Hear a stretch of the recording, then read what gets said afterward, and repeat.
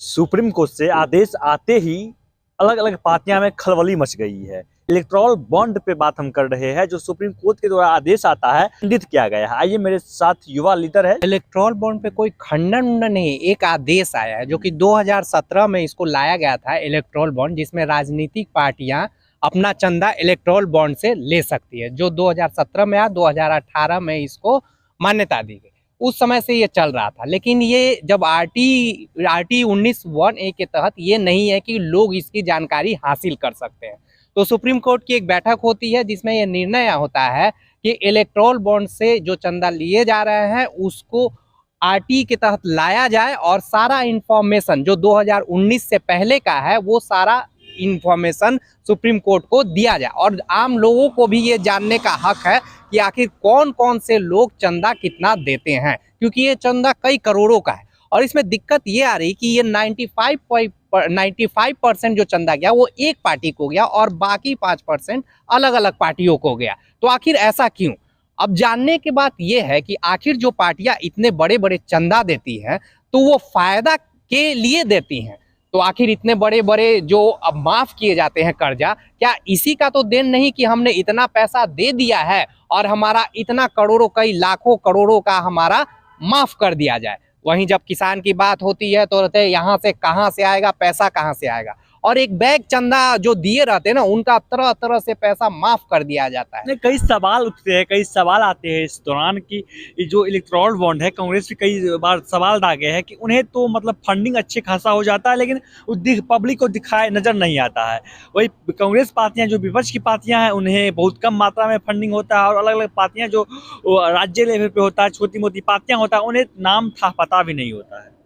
देखिए, कम और ज्यादा का नहीं, इसने इलेक्टोरल बॉन्डिंग का एक स्वरूप था कि 1% से ज्यादा जिस भी पार्टियां रजिस्टर्ड पार्टियां का वोटिंग आया है उसको चंदा मिलेगा।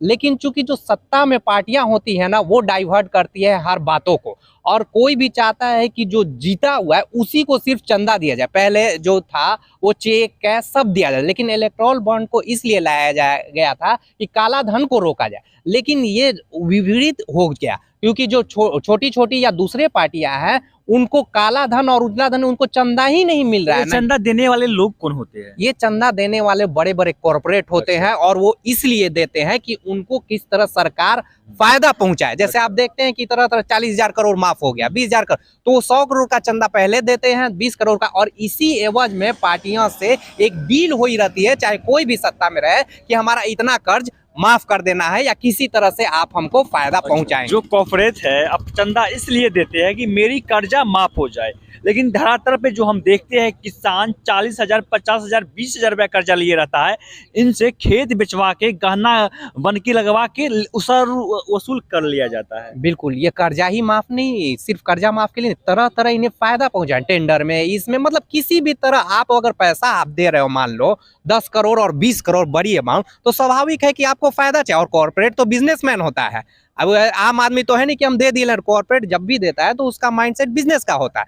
10 करोड़ के इन्वेस्टमेंट में वो 10,000 मांगेगा, और इसीलिए जहाँ तक किसान और छोटे छोटे आप देखिएगा, अरे बैंक वाला कभी चढ़ गया, कभी बैंक को भी लूट के चले जाओ, कोई दिक्कत नहीं होता, क्योंकि कॉर्पोरेट वाले से सत्ता हमेशा उसके साथ जुड़ा रहता है, और छोटे छोटे लोग पे दबाव होता है, शोषण करने के लिए कोई दिक्कत नहीं होता। चाहे जहां से पैसा देना हो, खेत बेचे या गहना बेचे, या फिर वो विवश होके कई किसान तो आत्महत्या तक कर लेते हैं। बिल्कुल, उनके माफ करने के लिए सरकार के पास कोई विवेक नहीं होता है कि हाँ चलो इनका माफ किया जाए, क्योंकि ये हमारे अन्नदाता हैं, इनसे हम जीते हैं। लेकिन वो तो देखते हैं कि हमें चुनाव अगला कैसे लड़ना है, तो वो 10,000 के लिए परेशान कर देंगे, किसान को आत्महत्या तक लाने पे मजबूर कर देंगे। लेकिन 40,000 करोड़, 50,000 करोड़ देखने के लिए कोई सरकार यहाँ नहीं बैठी। जो आदेश आई है कोर्ट की तरफ से, बड़े बड़े पार्टियां तो मंथन करने में, इसका समाधान डालने में लग गए हैं। हाई लेवल मीटिंग चल रहा है दिल्ली में। सर, ये जो है ये चुनाव है, चुनाव आने वाला है, और पैसा कहाँ से आएगा? ये छोटी मोटी रकम नहीं है, इलेक्ट्रोल कई 100 करोड़ों की होती है। तो स्वाभाविक, और पार्टियां उपाय क्या लगाना है? सिर्फ एक ही उपाय हो, जब सुप्रीम कोर्ट दे दिया तो उसको एक ही तरह से निरस्त किया जा सकता है कि उसको अध्यादेश लाया जाए। और अध्यादेश अगर लाती है कोई भी पार्टी, तो समझ लीजिए कि वो पार्टी फ्रॉड है, बेईमान है, क्योंकि इसमें अध्यादेश लाके अगर कानून बदलने का कोई मतलब ही नहीं बनता है। जब ये सुप्रीम कोर्ट लाया है कि ये पहले लोग जाने कि आखिर कौन लोग चंदा देते हैं और किस एवज में देना है, ये सबका अधिकार है जानने का। तो इसके विरुद्ध अगर कोई जाता है तो निश्चित तौर पे वो गलत है, बेईमान है। कहीं ना कहीं जो आदेश आया है ये सही है जनता के हित के लिए, जनता के बीच ये आकर आना ही चाहिए। आखिर कितना फंडिंग हुआ है, कितना चंदा कलेक्शन हुआ है, कितना आया है। बिल्कुल ये सही है, हर आम नागरिक को जानने का जरूरत है और इसीलिए इसको सुप्रीम कोर्ट ने लिया है कि आरटी 1219(1)(c) के तहत ऑलरेडी प्रावधान लोग जान सकेंगे, मांग सकेंगे कि किस पार्टी ने, किस आदमी ने, किस कॉर्पोरेट ने कितना चंदा दिया। ये चूंकि एसबीआई की तरफ से ये दिया जाता है इलेक्टोरल बॉन्ड, तो अब आम लोग जान सकते हैं और आप जो लोग जाएंगे तो पारदर्शिता आएगी कि आखिर कौन लोग पैसा दिए। और जब पैसा दिए तो आप जब अपने आप खुद ही समीकरण देखोगे तो किस किस कॉर्पोरेट को कैसे फायदा पहुंचाया गया, ये जब आप खुद एनालाइज करोगे तो सब कुछ खुल के सामने आ तो जाएगा। पहले तो वही था, पता तो चलता था, लेकिन आखिर सरकार आई, सरकार बदली, फिर इस प्रकार नियम लाया गया।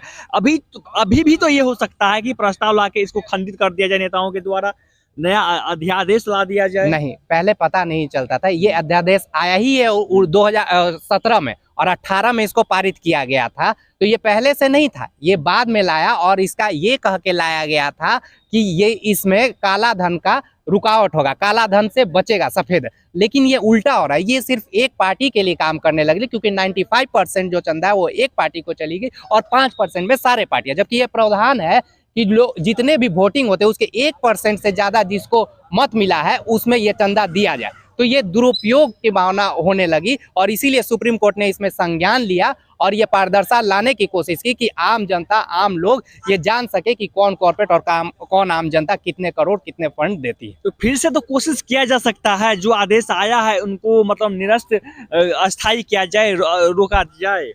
एक ही इसके बाद होती है, जब सुप्रीम कोर्ट ने दे दिया और ये बेंच ने दे दिया और सीधे चंद्रचूड़ जी उसमें थे, तो अब एक ही है कि उसको अध्यादेश से इसको खारिज किया जा सकता है। लेकिन अध्यादेश लाने का मतलब ये होगा कि आप बेईमान हैं, आप फ्रॉड करने जा रहे हैं, क्योंकि पारदर्शिता हर कोई चाहे, इसको गलत ठहराना संभव ही नहीं है। नहीं तो 2 मिनट का खेल है, अध्यादेश है, सत्ता लाए, इसको कैंसिल किया जा सकता है, लेकिन ये लाना आसान नहीं होगा, क्योंकि जैसे ही अध्यादेश लाते हैं तो आप अपने ऊपर ये लालचन एकदम क्लियर हो जाता है कि आप फ्रॉड और बेईमान कर रहे थे और करने जा रहे हैं। चलिए, तो इलेक्ट्रॉनिक बॉन्ड पे आपका क्या कहना है, जो आदेश आया है कोर्ट के द्वारा, इस पे आपका क्या कहना है? सर क्या बोले हैं, इस सुन के आप क्या बोलना चाहते हैं? अपनी प्रतिक्रियाएं कमेंट बॉक्स में दीजिए। जय हिंद, जय भारत।